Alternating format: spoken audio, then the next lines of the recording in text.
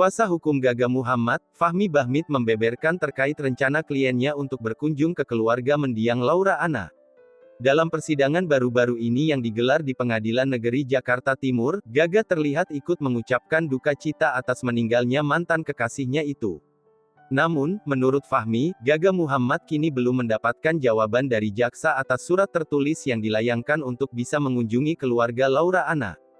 Belum dapat jawabannya, kata Fahmi saat dihubungi awak media, Sabtu, tanggal 18 Desember tahun 2021.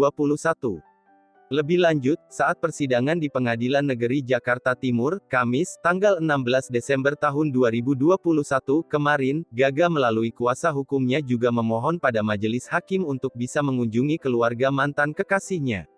Akan tetap mantan kekasih Awkarin itu harus membuat surat resmi kepada jaksa melalui kuasa hukumnya. Silahkan ajukan secara tertulis. Kan kita ada mekanismenya, masalah itu kan ada di tahanan. Pelaksanaan suatu permasalahan penanganan semua pada penuntut umum. Memang penetapan oleh hakim, tapi hal tersebut kembali juga pada penuntut umum, kata hakim menjelaskan. Sebagai informasi, Laura Anna meninggal dunia pada tanggal 15 Desember tahun 2021 lalu di Eka Hospital, Cibubur, Jakarta.